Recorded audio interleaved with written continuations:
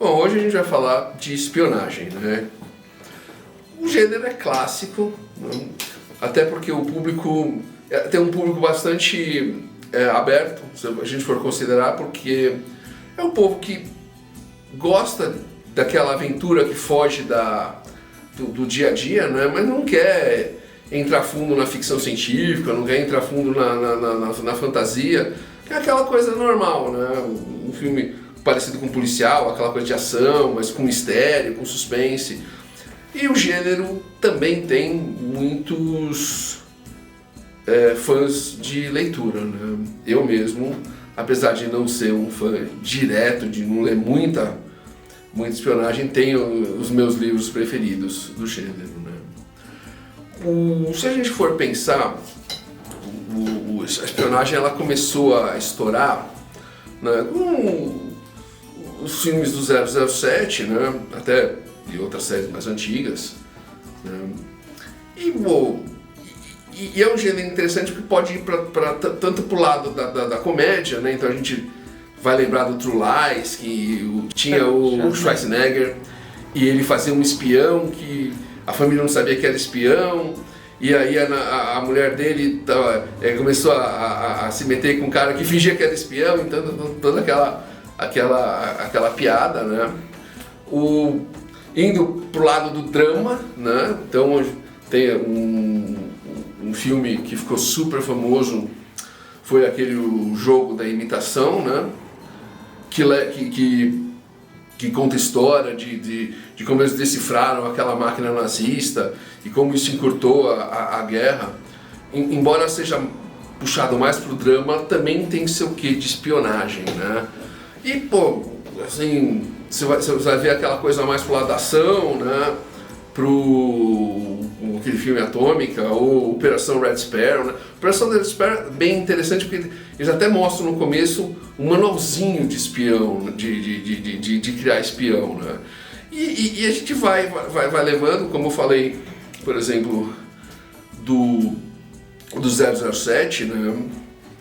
O clássico, né? Baseado num espião real, o Somerset Maugham, que terminou virando roteirista e escritor, né? E até por saber como essas coisas, como era a ação de verdade, né? E se a gente for falar de livros, você tem autores como Tom Clancy, John le Carré, né? Robert Ludlum, Ken Follett, Daniel Silva. E eu não vejo por que nós não poderíamos ter a nossa história de agente secreto. Tudo bem, é lógico que você pensa em agente secreto, você sempre pensar em Estados Unidos, Rússia, Inglaterra, mas por que não, né? Por que o Brasil não poderia ter, ou a gente não poderia fazer parte de alguma força, ou alguma coisa assim, né? Por exemplo, no caso do Tom Clancy, e é um dos livros que eu gosto, O Caçado da Tubo Vermelha, eu assisti o filme, li o livro, e é bem interessante porque, embora o filme tenha um quê de espionagem, é mais uma aventura, se for parar a pensar, do submarino se caçando, então, no livro, nossa, o livro é cheio de espionagem, bem mais assim, você vê as outras subtramas muito mais ligadas à espionagem, né? Mas como escrever espionagem? Assim, o que você pode fazer? Olha, eu quando conheci no assunto, eu lembrei de um livro que eu já li, na verdade leio mais de uma vez, que é o Arte da Guerra, do Sun Tzu. Na verdade, eu escrevi isso há mais de 2.500 anos. E na parte de espionagem fala de 5 tipos de espião, né? Então você tem os espiões internos. Espiões internos, na verdade, eles não dão tramas interessantes, né? O espião interno é aquele cara que mora no local, né?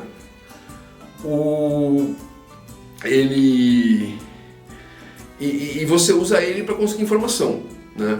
Um exemplo clássico disso num filme é uma cena do filme Pearl Harbor, em que os japoneses ficam ligando habitantes do Havaí e perguntando como é que tá o tempo, se dá para ver nuvem, não sei o que, e os caras correspondendo, do nada, assim, o cara não é um espião, na verdade, né? Ele é uma pessoa que alguém perguntou, você tá vendo o céu daí, não sei, e para conseguir umas informaçõezinhas, né?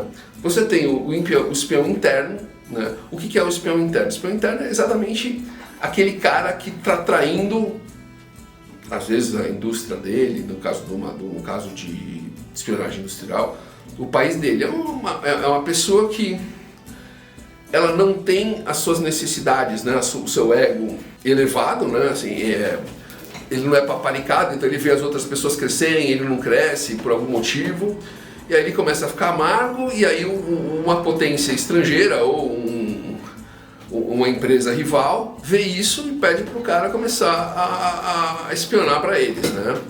E aí isso é legal porque, é como eu falei do ego, isso chama o ego do cara. Ele fala, não, olha só, todo mundo acha que eu sou burro aqui, que eu não mereço um aumento, não mereço subir na carreira, mas eu estou vendendo informação deles para o inimigo, né? E tudo bem. E isso dá uma história muito interessante, tanto se você for contar do lado do espião, como do lado da contra-espionagem, que é o pessoal que vai tentar impedir isso. Por quê? Porque primeiro, a história começa sempre com aquela informaçãozinha tosca. Fala, meu cara vai conseguir isso de qualquer maneira, então eu vou dar para ele. E aí ele começa a se enterrar, e quando ele vê, ele não pode mais sair, né? Por quê? Porque aí se ele fala, não, aqui desse ponto eu não posso mais, né? Fala, não, se você não vai fazer isso, a gente vai contar que você é o espião e você já era, né? E aí o cara se vê naquele mato sem cachorro, né? Tá preso no labirinto. E por outro lado você tem a história do lado da contra-espionagem, né? Alguém descobriu que alguém está espionando e eles vão atrás da pessoa. E eles podem não achar, porque o cara vai parar ou vai diminuir, porque se ele diminuir a gente tem esse problema de quem está contratando ele forçar ele a continuar. Se ele for pego, os caras não vão parar ele, vão chegar com aquele papo de, olha, ou você vai trabalhar pra gente, ou você vai pra cadeia, né? E a gente desgraça a sua família. Então, você percebe que nenhum dos dois governos é bonzinho, né? Então, a gente tira esse conceito, mas tem um governo bonzinho e um governo maldoso. Não, tem só, né? E aí o cara fica naquele mato sem cachorro, que ele vai ter que trabalhar pros dois governos, né? E podendo ser morto pelos dois, podendo ser preso pelos dois, né? Podendo ser acusado de traição. Então é uma história que assim tem muita reviravolta, muito mistério, muito suspense, dá pra fazer um monte de coisa com ela. E você tem o espião convertido, né? O agente duplo, que é exatamente um dos casos desse, né? Se o espião interno ele foi pego e obrigado a passar informação falsa, ele na verdade não deixa de ser um agente duplo. O agente duplo é um espião que ele começou a trabalhar por inimigo, né? Esse é o caso do Operação Red Sparrow. A personagem principal ela termina se apaixonando por um agente inimigo e aí ela começa a fazer. Tem outros jeitos disso acontecer, né? E o personagem pode, por exemplo, alguém pegou alguém da família dele e ele pode estar sendo chantageado por algum motivo, ele tem dívidas e está sendo chantageado. Então tem sempre história para isso, né? E aí tem sempre essa questão, quer dizer, o que vai acontecer quando o meu governo descobrir que eu sou um agente duplo, né? Então é uma situação complicada, né? Tem o sobrevivente, né? O sobrevivente é aquele cara que foi preso por inimigo, voltou e ele vai passar informação. Então ele não é efetivamente um espião, ele é um cara que você salvou e conseguiu informação. Então, claro, por que eu tô citando, por exemplo, os internos dos sobreviventes quando eles não são efetivamente espiões? Porque eu estou apresentando um resumozinho do que o Sun Tzu falou há 2.500 anos. Ele não estava pensando em história, né? Ele não estava pensando em literatura, estava pensando em governo, em estratégia, né? E você tem evidentemente o agente secreto, né? O 007, o Jack Ryan, o Ethan Hunt, assim, as histórias são, né, todo mundo conhece. Agora, o interessante disso, e aí a gente tem que ver, porque acho que o 007 James Bond ele é um exemplo clássico, né, do que na realidade, eu não vou discutir na literatura você vai fazer o que você acha. Como eu sempre digo, pesquise o que acontece de verdade, leia muito, né, conheça o gênero, não vai começar do zero. Então você já não está começando do zero, você já está vendo o nosso vídeo, mas vá além, né, leia, veja se você gosta do gênero, porque você tem que escrever o que você gosta, né? Você não vai escrever vampiro se você não gosta de vampiro, então, né, veja se você gosta do gênero, conheça, achar que você não está fazendo nada novo e copiando, mas de qualquer maneira, como eu falei, o 007 é aquele exemplo clássico, né? Ele chega lá, né, no país do inimigo, não, eu sou o James Bond, né? Todo mundo sabe que James Bond é o agente secreto, né? Aí já chega lá o lacaio do inimigo, 007, o cara já sabe a numeração do cara, né? Você fala, mano, é o agente menos secreto que existe, né? Todo mundo sabe que ele é agente secreto. E eu lembro que eu fui, quando eu estive em Londres, eu visitei um museu da Segunda Guerra, eles tinham uma parte sobre espiões, né? E no final exatamente tinha fotos do 007 e eles mostravam exatamente a diferença do espião real pro agente como 007. Então o espião real, e o Sun Tzu comenta isso, né? Ele é o cara de aparência total e completamente medíocre. Aquele cara que passa por você, você viu aquele cara aqui, cara? Não, aquele ali. Qual? Não tem ninguém ali, entendeu? Ele é o cara esquecível. Ele não é gostosão, ele não é cheio de coisa, cheio de marra, não. Ele é um cara que você não vai ver. Um exemplo disso até está naquele... A Ponte dos Espiões, que o Tom Hanks defende um espião russo. Cara, o espião russo é um cara que sabe, nossa, um velhinho que você não dá nada por ele, entendeu? Quer dizer, esse é o ponto. Só que ele tem que ser sagaz, esperto, tudo isso que todos esses espiões são, todos esses, Jack Ryan, o Hunt, o James Bond são, né? Então a gente tem que pesar o quanto vai ser perto da realidade, o quanto vai ser perto do que o cinema nos levou a acreditar, ou até a literatura nos levou a acreditar. Até falando, por exemplo, você fala do Atômica e do Operação Red Sparrow, as meninas não são nada, né? Que passa em branco, imagina, passa do seu lado, passa a Charlize Theron, claro, aquele cabelo loiro que no filme é super amarelo, claro, você nem percebeu ela passando, né? Claro que não. Então, mas isso é o que Hollywood está vendendo pra gente, você tem que ver o quanto disso você pode usar.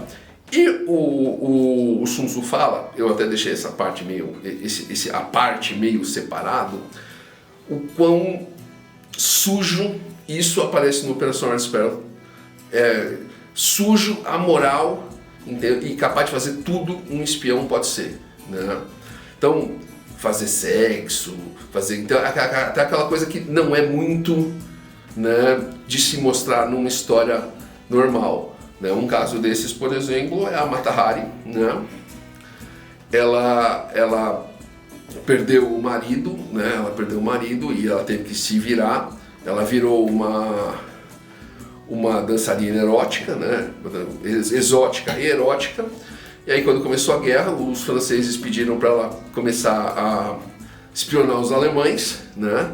E ela fazia isso, e conta a história que ela fazia isso dormindo com os oficiais. Então você imagina que não é uma coisa bonita, não é aquela coisa pura e bonitinha de que a gente normalmente pensa, né? Depois os alemães pediram para ela trair os franceses, e ela fez, até porque se ela não fosse fazer, eles podiam matar ela. A gente chega nesse ponto do agente, né, do agente duplo não ter a liberdade que a gente acha que ele tem. Mas depois quando ela terminou a guerra, ela foi presa, né? Ela tentou subornar os captores dele, né? Conta a história que ela entrou, eles falaram, se veste, né, e fique decente e venha que a gente vai prender você. E ela foi pro banheiro, voltou pro banheiro pelada, né, nua, com um capacete nazista cheio de chocolate para eles, não deu certo, ela foi presa. E ela falou, e ela chegou e comentou quando falaram. Ela falou assim, rameira sim, né? Eu dei para eles, mas eu não traí o meu país, né? E, bom, em suma, então a gente vê assim, você pode levar isso mais pro lado, pode não ignorar, né? Como literatura acho que a gente tem toda a liberdade, eu estou aqui falando a verdade, né? Mostrando a parte real da espionagem, né?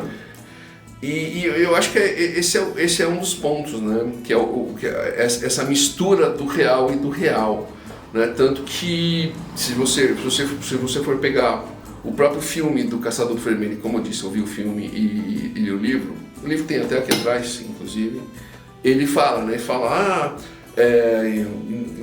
antes do Gorbachev subir ao poder, um submarino russo apareceu na costa da Islândia, e aí ele conta um pouco, né, dá um resuminho de uma frase do que é o filme, do que o filme vai ser, né, e vira e fala assim, mas tudo que vocês assistirem aqui, né, será negado tanto pelo governo soviético como pelo governo americano, porque nada disso que você vai ver é real. Então é muito engraçado, termina sendo uma piada, porque você está lendo uma ficção, que está se apresentando como uma ficção, mas fala, podia ser real, né? Olha só, e se você chegar para um oficial do governo americano e falar, vem cá, eu li aqui, é verdade? Não, isso é ficção. E se você chegar lá para o governo do governo, é verdade? Não, isso é ficção. E aí você lê assim, e os governos vão negar e vão falar que é ficção. Fala, opa, peraí, né? Então tem aquela brincadeirinha, da espionagem, é fora da sua realidade?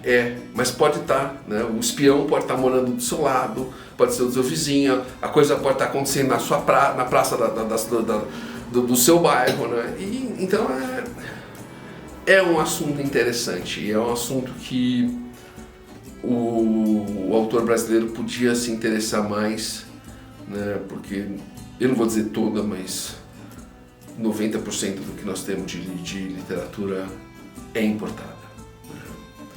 Bom, como sempre, espero que vocês tenham gostado, espero que esse pequeno sumário do tema tenha sido útil, né? E como sempre, se você gostou, dá um like, né? Se você tem algum amigo escritor que quer escrever espionagem, passa esse vídeo para ele, né? Segue a gente nas redes sociais e até a próxima.